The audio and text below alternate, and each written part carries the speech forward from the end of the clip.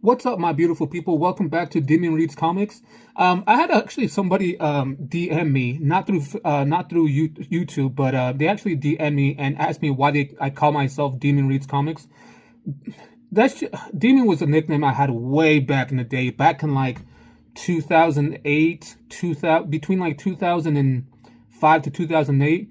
I was in some bad stuff, and that was my nickname, and it kind of stuck with me for a while. Even in my military days, one or two people knew me because of they knew me from my childhood neighborhood, and they used to call me that. Heck, people still call me that day or today, and it's kind of weird though when I hear it nowadays. So when I started doing this channel, I was like, you know what? I know people don't use their real names. I'm just gonna use a nickname. The only nickname that I really know that I have is that. So Demon. I actually have a tattooed right here. I have a tattooed right here. And I have it tattooed on my neck too. So anyway, that's beyond the point. So welcome back to Demon Reads Comics. Today we're gonna do another book by James Tynion the fourth. This one was kind of an interesting read though. I can't really go too much into the whole plot of it and each character, because if I do, it gives a lot of the spoilers out there.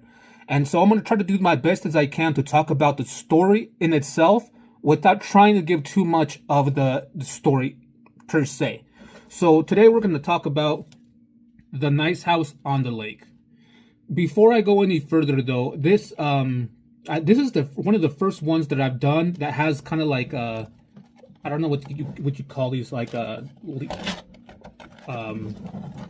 what is it, like a covered thing for it, a leaflet, not a leaflet.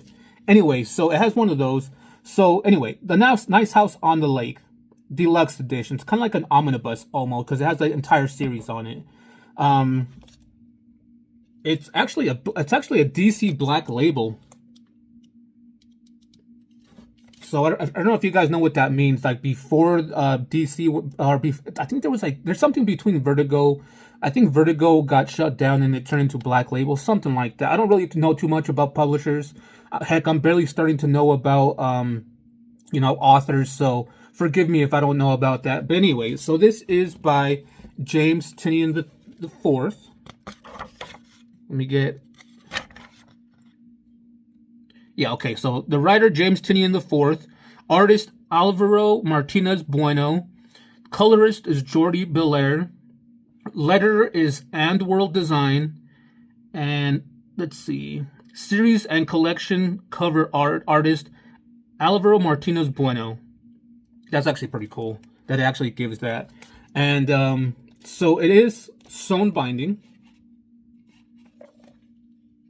You can barely see it though, but it is sewn binding. I'm going to take it's called the dust cover. Jesus Christ, I don't know why I couldn't even think of the word. This is a dust cover. I'm going to take it off and put it to the side. We're not going to use it for the rest of the video. But yeah, it's called a dust cover. I don't know why that completely slipped my mind.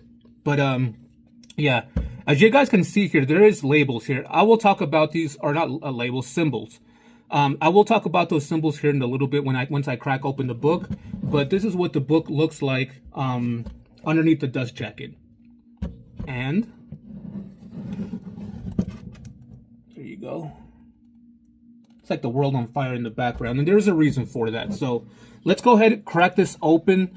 And like I said, I'm going to try to talk about the story of it, but I'm not going to try to give a lot of the plot away. There's a lot of the stuff that goes into this.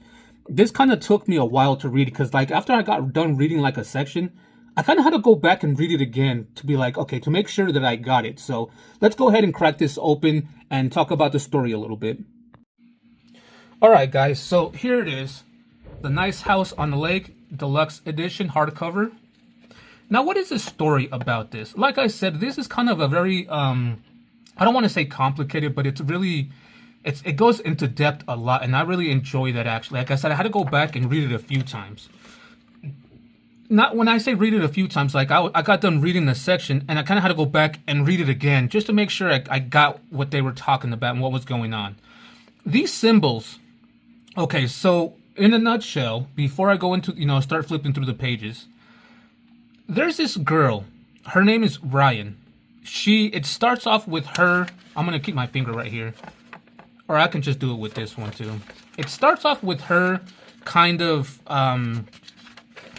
like this, with like everything burning in the background, and with the mask on, and then it kind of goes back to her, I guess you can say, talking to a guy named Walter, and they get into a deep conversation about how he pretty much asks her how the world's gonna end, and because of that, so, I guess you can't really say because of that, but that happens, right?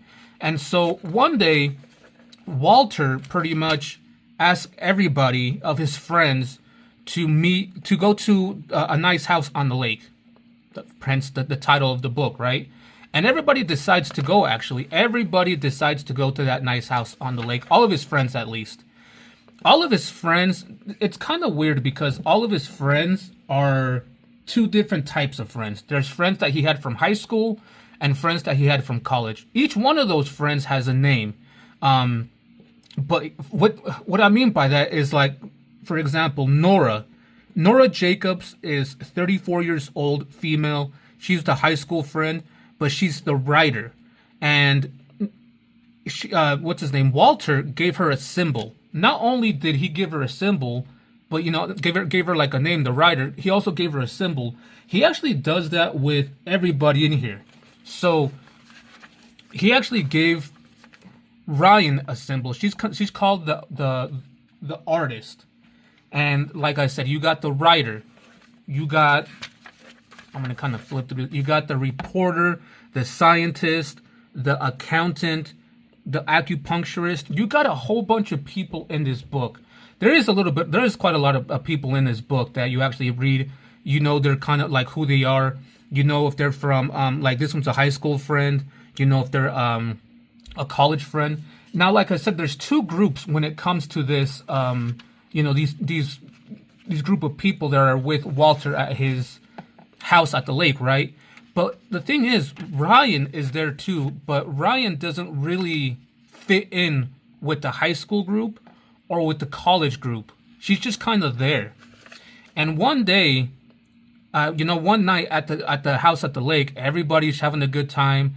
Everybody's just kind of chatting up and things like that. And Ryan doesn't really fit, so she kind of goes to her own, little spot and brings up her social media and sees that things are happening around the world. The world is becoming chaos. It's getting destroyed. It's ending. And she kind of gets up and tells everybody, this is her current events. As you can see here, like New York is being destroyed and things like that. Like, things are happening around the world. And she gets up and tells everybody there. And while everybody sees this, they kind of get on their phones and go on social media and start going into, to see what's going on there. And then once this happens, everybody wants to go home and make, to check up on their loved ones and things like that. But that's when Walter comes up and he says, "I'm sorry, everyone, you can't leave." And he explains to them that they can't leave. And it becomes a whole mystery about Walter, about this house. Because once they're at this house, they start kind of, I guess you can say, developing kind of superhuman powers. I know that sounds a little bit weird, but like, for example, there's a character here that he cuts himself, but he notices that he can regenerate. And there's other characters like this that, that gain certain things, and they don't know if it's Walter that's doing that to them or the house that's doing that to them. And what's weird about it is after the initial, I guess you can say, first issue, it goes and does each individual character. It starts with the pianist, and it kind of goes into the backstory, not really backstory of him, but it kind of talks about him a little bit, like, I guess, in the past or in the future. Because the thing is with this, we don't know if it's happening in the past, in the future, in the present. We don't know. And that's kind of what's weird about this book that I really didn't like about it. Because, like, when is it happening? The whole story is good, but it's just, I think that was the main issue that I had with this book, is that I didn't know if it was happening in the past, present, or future. Like, you can see here the pianist guy, he's talking, but we don't know if what time it's happening. And like, you see everything burning in the background. So is it happening in the future? And then it kind of jumps to them back in the past, him talking to Walter. and then it goes to him jumping into the house on the lake, with the pianist. And so it does that with every character here. Every single character here it does that with. I'm just kind of flipping through the pages so you guys can see the art. There is a lot of text to talk, which is great, actually, because it fills you in on a lot of the story. But like I said, it does that with every character. You have the pianist, and then you start with, you get the next one is the reporter. Again, the reporter, you don't know if this is going on in the future where everything's destroyed, but then it jumps to before the lake house, and then they get the text messages from Walter, the lake house. It goes back to the lake house, and then they're at the lake house. So it does that with every character. What's weird about it is this says there's I think there's 12 issues, or I'm sorry, 11 issues only, but there's actually 12 issues, and there's a reason for that at the end, actually, as well.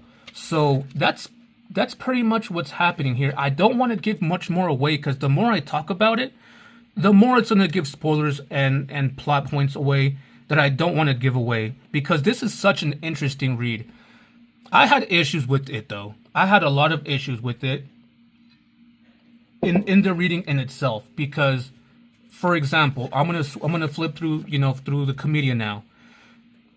Again, we're talking about at first we got introduced to everybody in the first page, and you see what's going on, but now we don't know. We know this is happening in the future where everything's destroyed, right? Everything is destroyed, and then they talk about or they talk about him meeting up with Walter before the lake house, and then the lake house again. It happens so repetitively, but it ties it in pretty well.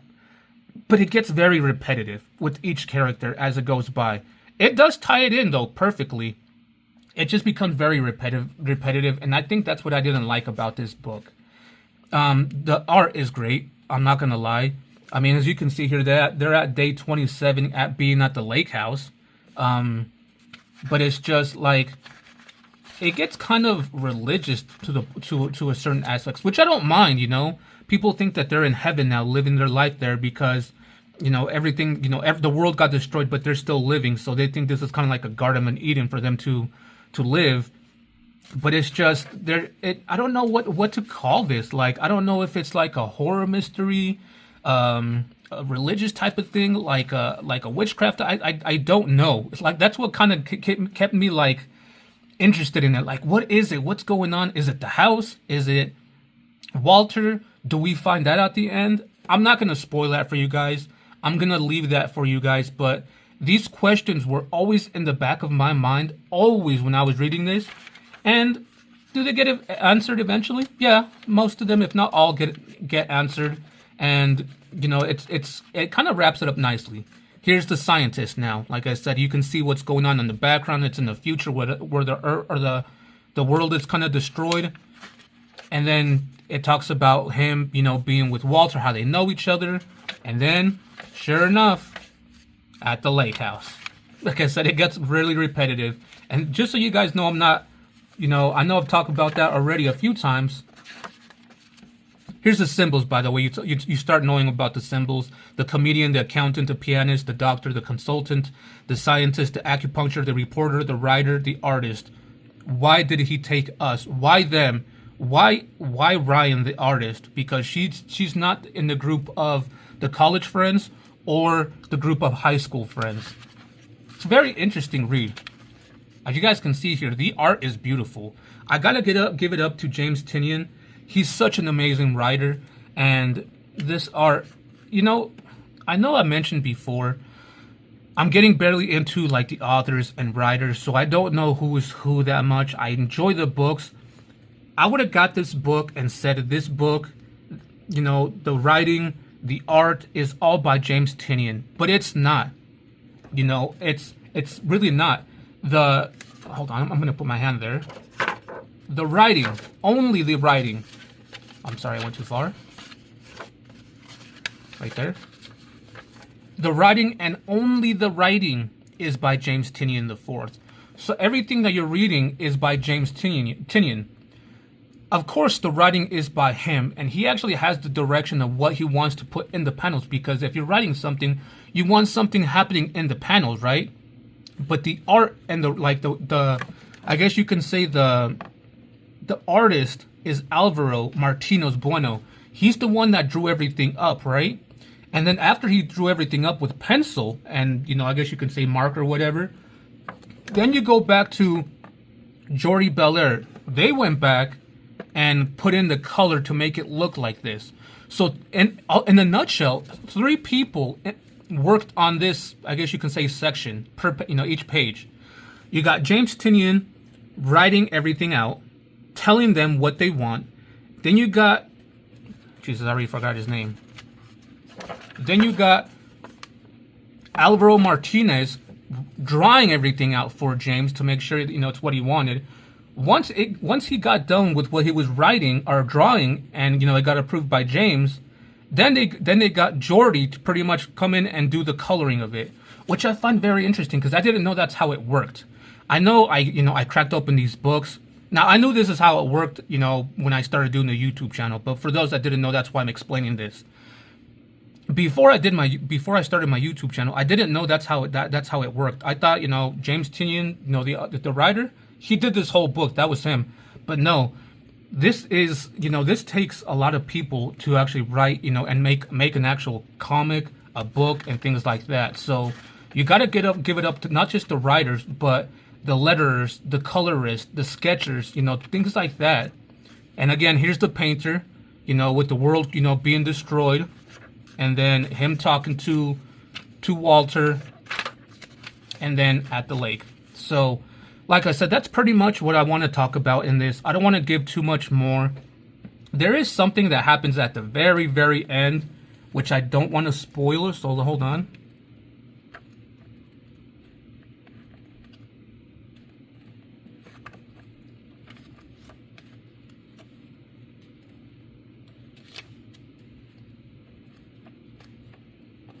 Okay.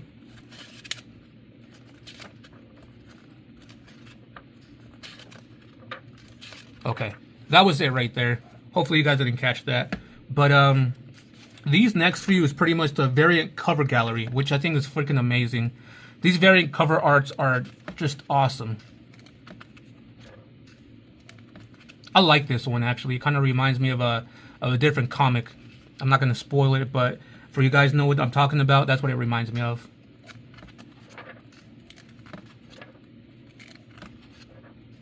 I know I just got done reading Something is Killing the Children, and there was this rumor about James Tynion putting his kind of like homophobic stuff in here. I didn't really get that in, actually, you know what? I did get it in book 2 of Something is Killing the Children, actually, because yeah, there was a character in there that was gay. Wow, yeah. And then here, yeah, that too. Wow, yeah. So you know what? I don't know if that rumor is true or not. I don't know if it's just a theory. I don't know if people are just talking crap about him. But so far in the 3 books that I've read, I don't know if I can really count Something is Killing the Children book 1 and 2 as 2 separate books. I mean, I know they're 2 separate books, but it's like the same story. But it's 2 different stories with the same arc. With the 2 different arcs. But he did introduce 2 different characters being gay, and same with this one as well. Wow. I'm not judging, to each his own. I'm not homophobic. I know I said homophobic earlier. He is gay. I'm not homophobic, to each his own. I just think that people are having issues with him trying to introduce that into comics.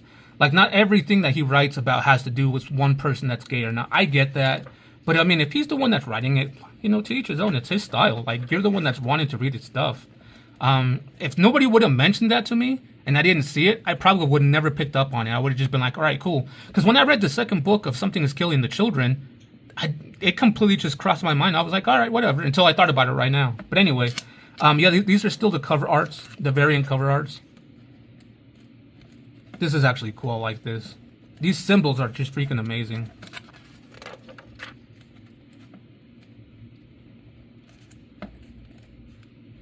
This is the original pitch, actually, which I actually kind of like, by James Tynion. I think that was actually pretty cool. he gave a pitch about not just the book, but about each character as well too. The artist, the workaholic, the pianist, the doctor, the comedian, the reporter, the acupuncturist, the lawyer, the scientist, the writer, Walter, the high school gang, Walter at the age of 17, the writer at age 17. Yeah, these are pretty much the group of the high school ones. The college friends over here, which it broke it down so nicely. And then you got these all the characters with their symbols. I like that so much. And then you got Walter at the end. That's so freaking amazing that they actually put a guide to the characters. That's so awesome. And then you got right here the Nice House on the Lake development sketches. Again, you got to give it up to Alvarez. Oh, I'm sorry, not Alvarez. Alvaro Martinez. You got to give it up to him for his amazing artwork. Like I said, if anything, I would have been like, back in the day, I would have been like, this is all James Tynion. No, this is Alvaro Martinez's artwork. Beautiful. Beautiful. So yeah, you guys can see here, it does have to do with some kind of creepy monsters, like something's killing the children.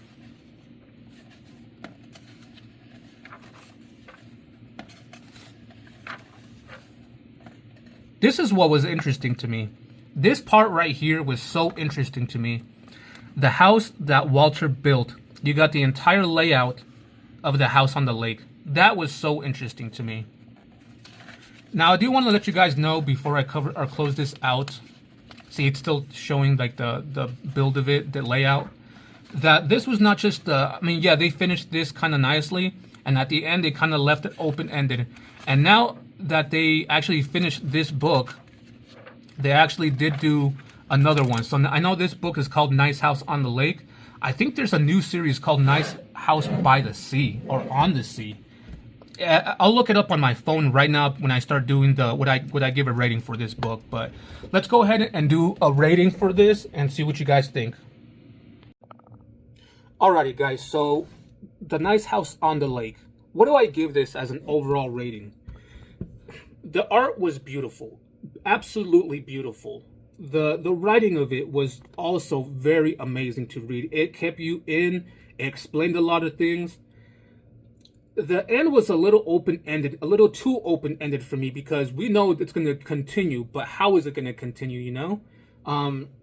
Like I said, they did actually do another series.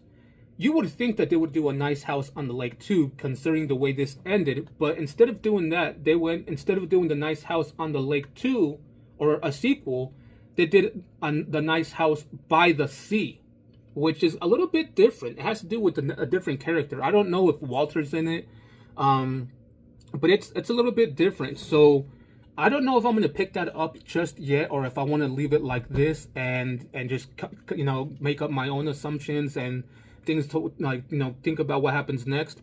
So, and overall, I think I'm going to give this, I think I'm going to give it an 8, actually, because it was very, very well written. The art was amazing. It was a bit repetitive. That's why I'm not giving it a 9 or a 10 with the stories, or with, you know, how they kind of did like the pianist, his kind of in the future and then in the past and then the present type of thing. That was the bit that was repetitive. But aside from that, it was an overall good book. I'm going to give it definitely an 8. Let me get the dust cover so I can put it back on, because I know you can't really see what I'm talking about right here. But in overall, yeah, it was a good book. I know people either like his work or don't like his work. And I think that just goes for every artist, I guess you can say not really artist. I kind of had this debate with one of my friends. I barely got into reading comics not too long ago, and I found a friend of mine that does it as well. And I kind of got into this debate with him where, can a writer and an artist make a good book? Meaning, if James Tynion wrote this book, he was the writer of this book, but there was a different artist of it. Would it change the way we look at this book in itself? Like, what if the artist for Something Is Killing the Children did this, but it was still the same writer? Would it change the way you read it or the way you look at it? That was kind of an interesting topic to me to think about, and I would really like to know your guys' opinion. Like, for example, the the people that did the art for Sandman, or the people that did the art for Watchmen, for for the people that they're out there, for if they did the art for this book and this book alone, but it still had the same writer, would it change it? I would like to know your guys' opinion on that. So again, I'm giving this book an 8. It was a good book. I'm definitely keeping it. Just to kind of go over it again, this is The Nice House on the Lake by James Tynion IV, written by James Tynion IV, and artist Alvaro. I keep calling him Alvarez. I know a guy named Alvarez, actually. That's why. Artist by Alvaro Martino Bueno, colorist by Jory Belair, and letterer by Andworld Design. This is a DC Black Label. I'm actually going to dig into like DC. What's the difference between DC Black Label, if they're the ones that changed, or if it went from DC Black Label to Vertigo, or vice versa. I don't know that. I don't keep up with that. But I know one of them is no longer like an actual publisher of books. So again, it is sewn binding. You can't really tell with this book because the sewn of it is really close to the spine of the book. Not like the other ones where like when they're bigger, you can see the eye. You can barely see the eye in this one. So yeah, let me know what you guys think. If a book is, I guess, not written out by certain, like you could, I guess, like I said, if a book is written by James Tynion, will the artist make a difference in how the book comes out? Like, would you think of it differently? Let me know what you guys think of that in the comments. Leave a like if you guys like the video. Also leave a comment, not only if you guys have read this, let me know what you guys think about the book. Give me recommendations. I still have a list of recommendations. These are still I'm still waiting for the Rocketeer High Flying Adventures. I read the first book. I got it in Absolute Edition. I'm going to reread it again before I read the Rocketeer High Flying Adventures. I guess after the first writer passed away and he didn't continue the book, there was another writer that actually continued it. So I'm going to end up reading the Rocketeer, the first one, and then this one, and to do 2 separate videos. I'm waiting for Hellboy 5, because I got the first Hellboy already in. I got him in the library master editions. Let's see, I'm waiting for Gideon Falls Deluxe 1. I got Gideon Falls Volume 2 already in. I'm waiting for the Volume 1 to be here. Waiting for Hellboy 2, 3, 4, 5, and 6 to get here, so I can start doing that. I did get Pulp, but I got it in trade paperback because the hardcover was kind of ridiculous. Let's see. I got Ghosted Compendium, Lady Killer, Where the Body Was, House of the Unholy, Marvel Masterworks by Daredevil number 18. I'm going to eventually read the entire series of Daredevil. You guys are probably going to get bored of that because I'm just going to be doing it back to back. I got Hellblazer. I got 3 different Hellblazer omnibus. Why the Last Man. These are just ones I'm waiting for. In my cart, I still have, I think I'm getting a few Swamp Things, Once and Future. But as of right now, I know I'm just kind of going tangent on this. After this book, I'm going to be reading the Saga series next, which is 3 hardcover editions. After that, it's Carmen, and then after that, it's Faithless, and then I believe I start Sandman. The Sandman one is going to be tough because if you guys can give me 1 second. I don't mean tough like they're going to be hard to read, but they're going to be tough like you guys are going to wait a while before you get to see them because they're a humongous book. This is book 2, as you guys can see here, and each book is this big, if not a little bit thicker. Like these are going to take me quite a while to read, so that's why I started doing these. I'm releasing these videos every 3 to 4 days. And I got like 10 to 11 backups already, like just waiting to be dropped. I did that on purpose, not only because I just kind of wanted to have some on standby, but because by the time I get to Sandman and like Preacher, and there's another one called The Wood that's just poof. By the time I get to those and do the actual video for them, it's gonna take me a while. So while I'm reading those, I can still be dropping videos. So you know what I mean. So anyway, leave me recommendations on what books you guys want me to check out. If I have it, already here, or if I have it on order, I'll let you guys know. But leave me recommendations. I'm more than welcome to check them out, see if it's something I'm interested in. If it is, I'll definitely check it out. I'll buy it, check it out, and things like that. Other than that, if you guys haven't done so, please subscribe to my channel. It helps not only, you know, me out, but it helps get my videos out there for people to check out my videos so they can make up a decision on whether they want to pick up the book or not. There's a lot of reviews for books out there, but there's also not that many. Like, I haven't seen a video for The Discipline that I haven't dropped it yet, but I haven't seen a review for that. I haven't seen a review for another one that I did. I think it's called Velvet. Like, I know people kind of talk about it a little bit, but they don't go in depth too much to be like, okay, this is very interesting, I'm going to pick it up. So leave me recommendations. Like I said, you know, subscribe to my channel to get my videos out there. All that being said, I know I talked a little bit tangent-wise about what I'm going to get, about my nickname and things like that. But all that being said, we'll see you guys on the next one.